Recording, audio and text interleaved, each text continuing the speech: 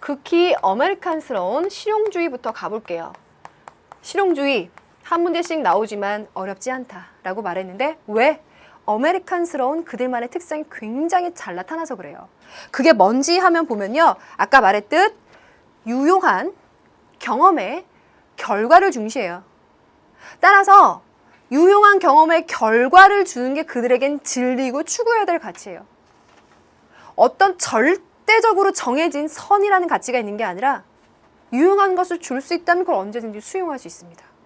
따라서 이들은 절대적인 진리관이나 이상적인 것을 쫓는 것이 아니라 상대적인 관점에서 결과를 쫓는 입장이에요. 자, 그럼 정리를 해보면 대표적으로 먼저 퍼스라는 사람 말했잖아요. 이 사람은요. 실용주의의 선구자 정도 될 거예요. 실용주의 아버지 정도 될 건데 이 사람이 실용주의의 경륜이라는 걸 말했어요. 이 실용주의의 경륜이 또 그렇게 어렵진 않아요. 무슨 뜻이냐? 우리가 어떻게 이 사물들이나 대상들이나 현상에 대해서 이름 붙이는 개념이 있잖아요. 그 개념의 의미는 모조리 다 뭐냐? 실험이나 경험의 결과로 우리가 알게 된다는 거예요. 그러니까 이 사람은 모든 개념들 그것의 의미를 결과적인 의미에서 수용한다는 건데 뭐 단단하다 라는 개념이 있어요. 그럼 그 단단하다 라는 개념의 의미는 어떻게 할 것이냐?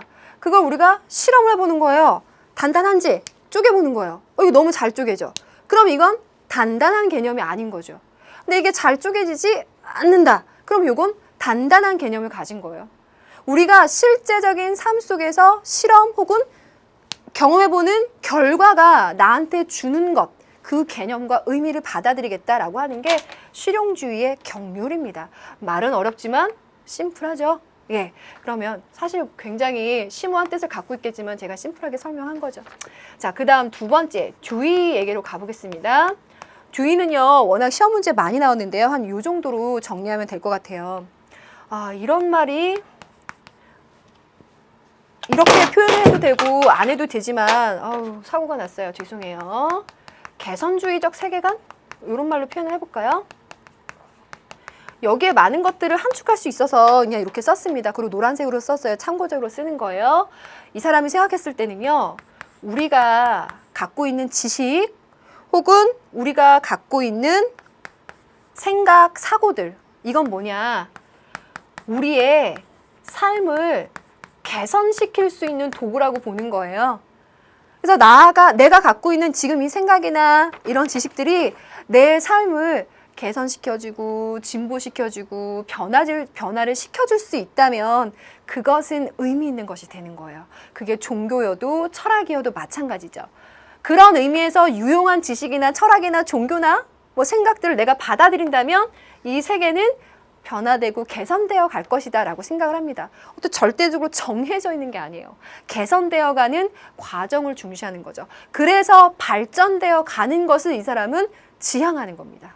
그래서 개선주의적 세계관이라고 썼는데요. 그런 측면에서 보면 이 말이 나오지 않아요?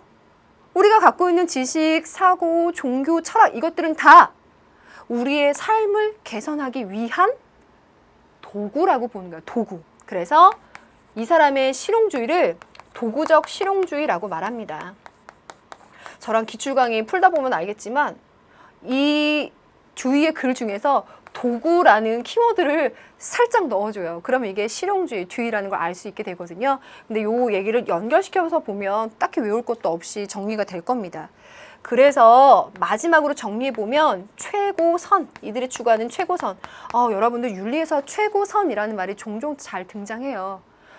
최고선이라는 단어 자체는 절대 키워드가 아니에요. 아리스토텔레스도 나름대로의 최고선이 있고요. 칸트도 나름대로 최고선이 있어요. 여러분들 나름대로도 최고선이 있겠죠. 저에게도 최고선이 있습니다. 이건 뭐냐면 다른 것과 대체할 수 없이 내가 추구하는 가장 중요한 목적이 되는 걸 말하는 거예요. 예. 그러면 실용주의에서 추구하는 가장 중요한 목적이 되는 건 뭐냐? 바로 요거예요. 성장하고 진보하는 가치.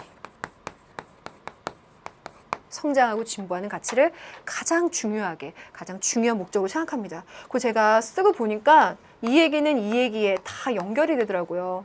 그래서 A, B, C를 굳이 나누긴 했지만 여러분들 전체의 맥락에서 이해를 해두면 훨씬 좋지 않을까 싶어요. 실용주의는 딱 여기까지 합니다. 더 깊이 들어가는 것도 의미 없고요. 이 의미를 알아두고 기출문제에 많이 적용해보는 훈련을 하고 수능 특강이랑 수능 완성 우리 연계교재 나오잖아요. 이 사람들을 어떻게 문제를 만들었는지 한번 훈련해보면 그것만으로 수능 대비가 될 거라는 믿음이 있습니다.